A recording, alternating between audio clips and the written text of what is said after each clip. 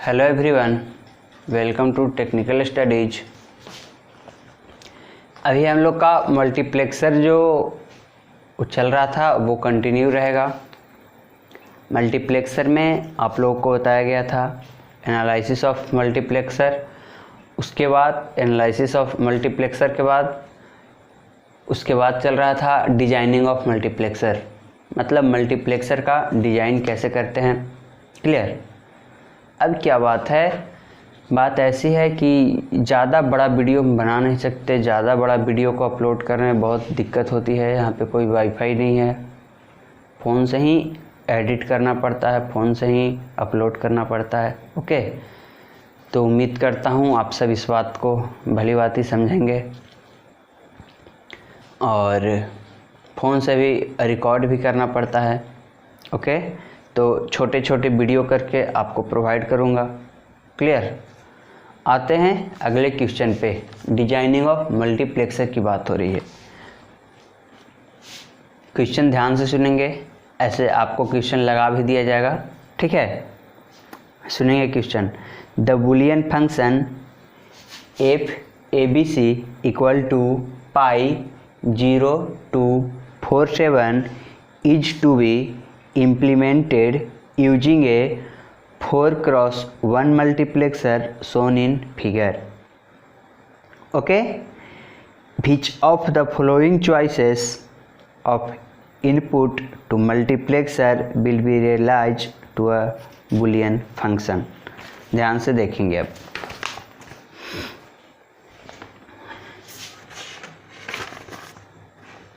ध्यान से देखेंगे।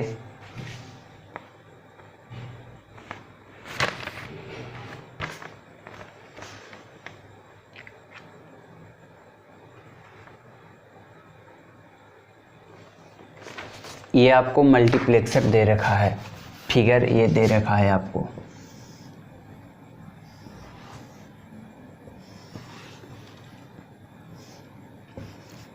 S1 S0 S1 पे B, S0 पे C,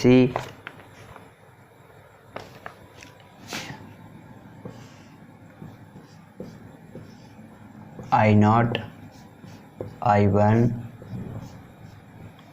I2 और ये I3। बात आ रही समझ में।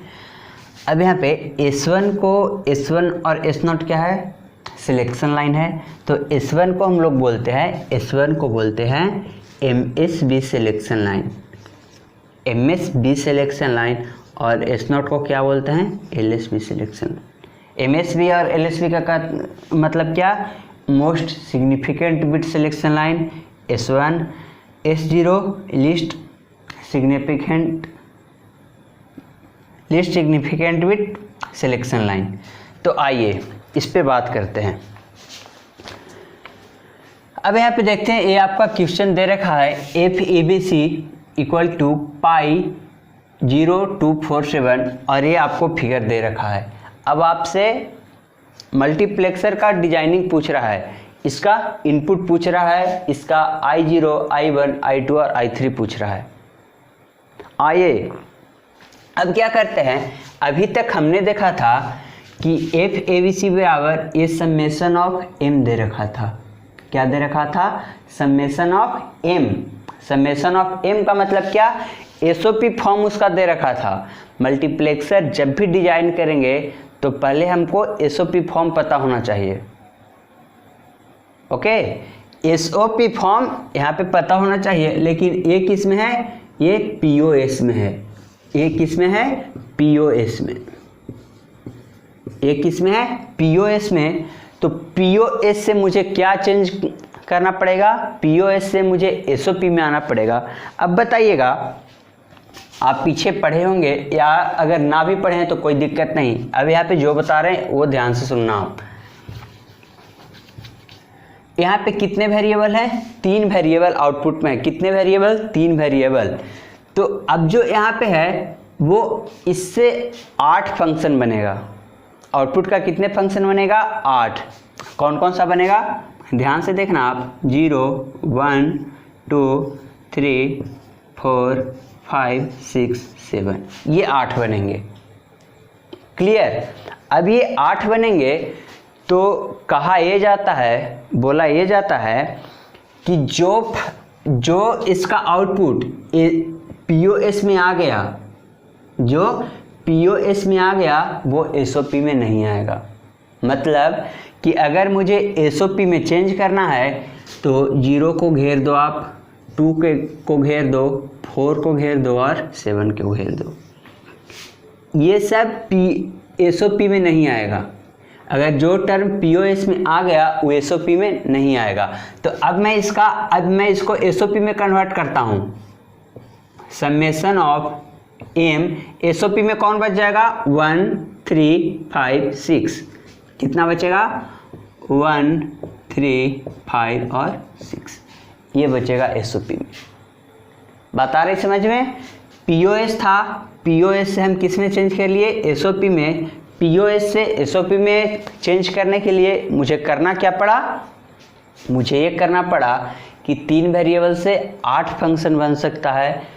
अब जो पीओएस में है वो एसओपी में नहीं होगा, तो जो पीओएस में था उसको हटा दिए और यहाँ पे क्या लिख लिए? एसओपी लिख लिए। क्लियर। इसको इरेज करते हैं। बात आ रही होगी समझ में? पीओएस से एसओपी में कैसे कन्वर्ट किए हम लोग। अब बताएं, अब सारा बात जो पीछे बताया गया था उसी के अनुसार होगा। अब क्या होगा? अब इनपुट लाइन आप लिख लो। Input line I0 I1 I2 और I3, ये इनपुट लाइन हो गया। ठीक है भाई, ये इनपुट लाइन हुआ। ध्यान से देखते जाइएगा बस। इनपुट लाइन पे कौन कौन सा है? BC। तो I0 कब सिलेक्ट होगा? जब B बराबर भी 0 और C बराबर भी 0। I1 कब सिलेक्ट होगा? जब B बराबर 0 और C बराबर 1। I2 कब सिलेक्ट होगा? 1 0 पे। और I3 कब सिलेक्ट होगा? 1 1 पे। 0 0 को हम लोग क्या लिख सकते हैं? B कॉम्प्लीमेंट C कॉम्प्लीमेंट, इसे B कॉम्प्लीमेंट C, इसे क्या लिख सकते हैं? B C कॉम्प्लीमेंट और इसे BC। इतनी बात आ रही समझ में? अब एक वेरिएबल बचा है कौन? एक वेरिएबल बचा है मेरा A। तो A को A कॉम्प्लीमेंट लिख सकते हैं, A इक्वल टू 0। और A को क्या लिख सकते हैं? A बराबर 1। एक वेरिएबल को हम कितने तरीके से लिख सकते हैं? 2 तरीके से। एक तो उसके कॉम्प्लीमेंटेड फॉर्म में और एक विदाउट कॉम्प्लीमेंट या अनकॉम्प्लीमेंटेड फॉर्म में उसको लिख सकते हैं। चलो जी, लिख लिया। अब बॉक्स के नंबरिंग की बात आती है। ओके, तो आउटपुट किस फॉर्म में है? ABC। तो नंबरिंग भी मुझे किस फॉर्म में करनी होगी? ABC के फॉर्म में मुझे नंबरिंग करनी है। ध्यान से देखिएगा। इस बॉक्स में A कितना? 0, BC कितना? 0। तो 0 0 0 कहने का मतलब कितना? 0। अगले 0 0 1, 0 0 1 कहने का मतलब 1। ये 0 0 1, इसका डेसिमल इक्विवेलेंट कितना? 1। आगे ये कितना? 0 1 0, इसका मतलब 2। 0 1 1 का मतलब कितना? 3। इसमें कितना? 1 0 0 4 1 0 1 5 1 1 0 6 और ये 7। क्लियर। अब क्या करते थे हम लोग?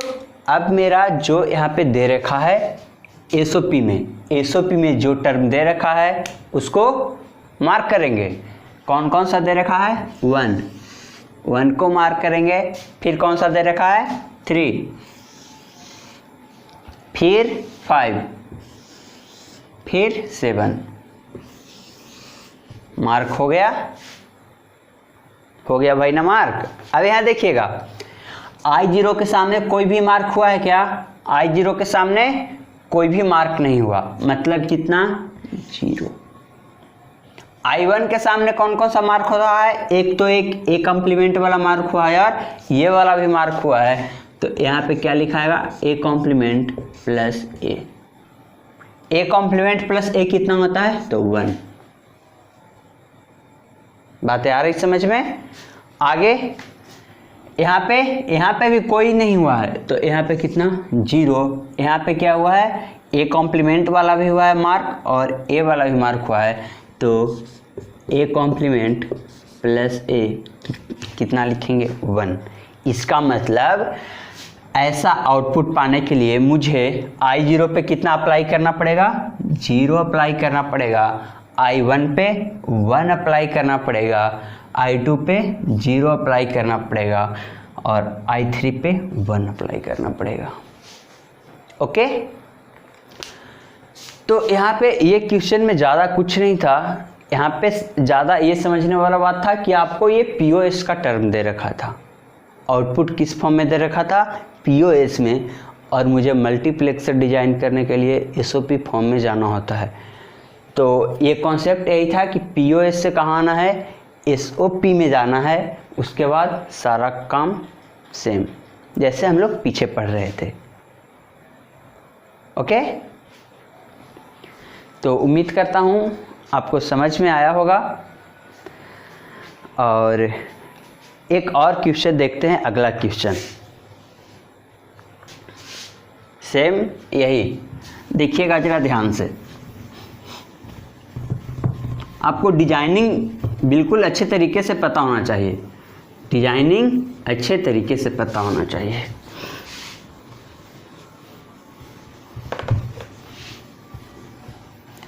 बस आप क्वेश्चन के साथ खेलना स्टार्ट कर दो। ओके, जब आप क्वेश्चन को किसी भी तरीके से तोड़ मरोड़ के बना सकते हो आप, इसका मतलब आप उस टॉपिक को अच्छे तरीके से जानते हो, अच्छे तरीके से आप उसको सोल्व कर सकते हो। इसका मतलब कि आप अच्छे तरीके से इस टॉपिक को पढ़े हो। ओके, आइए यहाँ पे इरेज करते। अब मैं खुद से कर रहा हूँ, क्या कर रहा हूँ, अब सिलेक्शन लाइन को मैं चेंज कर रहा हूँ। अब सिलेक्शन लाइन को क्या कर रहा हूँ, चेंज कर रहा हूँ। ध्यान से देखिएगा आप सब, सिलेक्शन लाइन को मैंने क्या करा भाई, सिलेक्शन लाइन को मैंने रख लिया ए और बी। सिलेक्शन लाइन को मैं क्या करा, ए और बी रख लिया। ओके, अब यहाँ ध्यान से देखेंगे, फिर से मुझे क्या करना है, इसको चेंज करना है समेशन ऑफ एम में। समेशन ऑफ एम में करेंगे तो कितना, 0 है, 1 नहीं है तो यहाँ 1, 2 है, 3 नहीं है तो यहाँ पे 3, 4 है, 5 नहीं है तो 5, 6 नहीं है तो 6। जैसे पिछले क्वेश्चन में किए थे वैसे ही सेम, इसमें डायरेक्ट कर दिए क्योंकि पिछले क्वेश्चन में आपको अच्छे तरीके से बताया गया था। क्लियर, आते अब यहाँ पे। अब मुझे क्या करना है, इनपुट लाइन को अच्छे तरीके से लिखना है। पहले इनपुट लाइन को लिख लो आप, I0, I1, I2 और I3।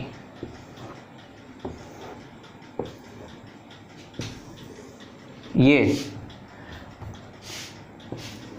I0 कब सिलेक्ट होगा, जब A और B 0 0 होंगे, A equal to 0, B equal to 0, तो I0 सेलेक्ट होगा। I1 कब सेलेक्ट होगा, 0 1 पे।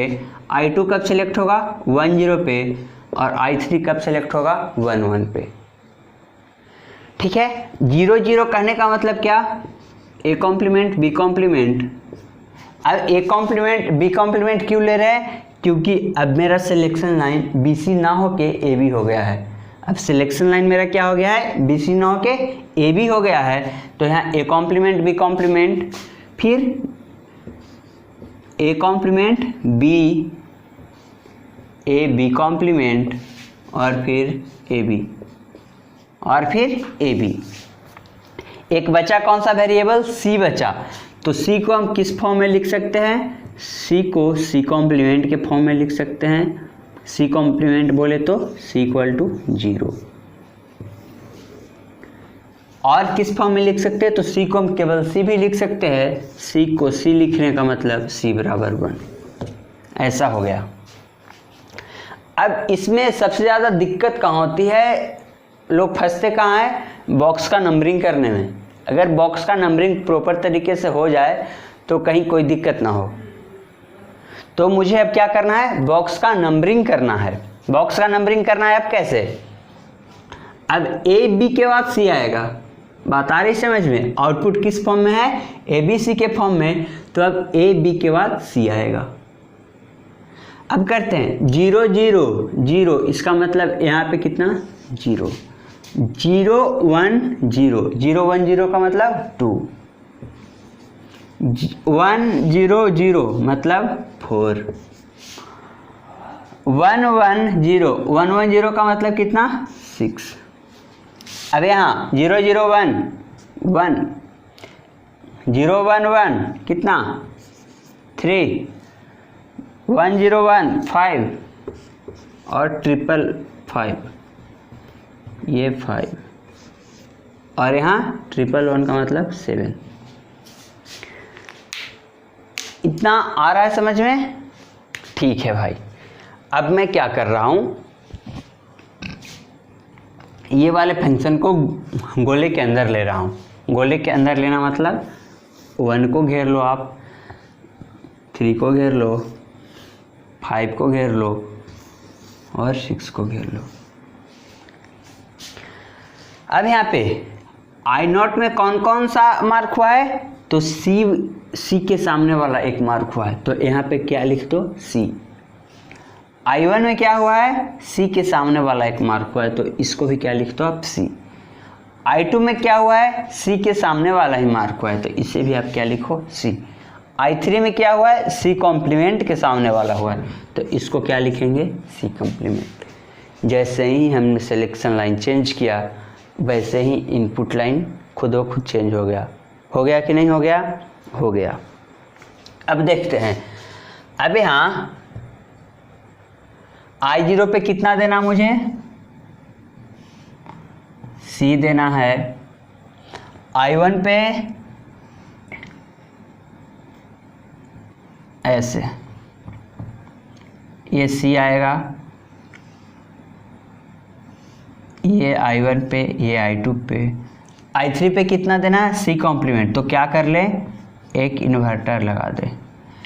C जा रहा है इसमें, C इसमें भी, C इसमें भी, इसमें इन्वर्टर लगा दिए तो क्या जा रहा है C कॉम्प्लीमेंट। ओके, ये होती है मल्टीप्लेक्सर की डिजाइनिंग। क्लियर।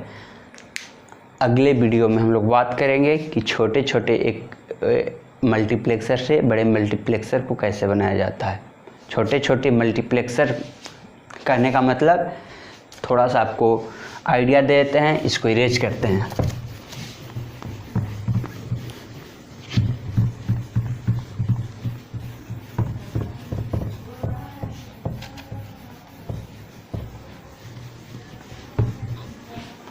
अब छोटे छोटे मल्टीप्लेक्सर कहने का मतलब क्या, छोटे छोटे मल्टीप्लेक्सर कहने का मतलब ये, छोटे छोटे मल्टीप्लेक्सर कहने का मतलब कि 2x1 का कोई मल्टीप्लेक्सर है। 2x1 मतलब इनपुट 2, इनपुट लाइन कितना है 2 और आउटपुट कितना होगा 1। अब 2x1 से हम 4x1 कैसे बनाएंगे, 8x1 कैसे बनाएंगे, 16x1 कैसे बनाएंगे। क्लियर। अगर ये बनाएंगे तो सिलेक्शन लाइन का उसमें क्या रोल होगा, सिलेक्शन लाइन हम कैसे बनाएंगे, तो इन सारे में जो सिलेक्शन लाइन का होता है रोल वो काफ़ी इम्पोर्टेंट हो जाता है।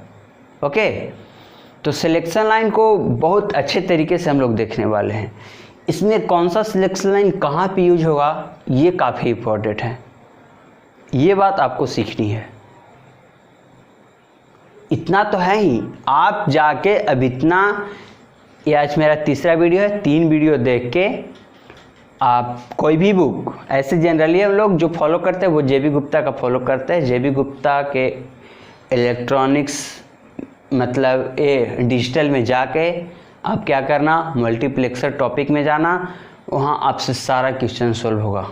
ओके, अभी जो नहीं बताए वो तो सोल्व नहीं होगा ना, लेकिन डिजाइनिंग ऑफ मल्टीप्लेक्सर और एनालिसिस ऑफ मल्टीप्लेक्सर से जितना भी क्वेश्चन होगा, चाहे वो किसी भी लेवल का हो, वो आपसे सोल्व होगा।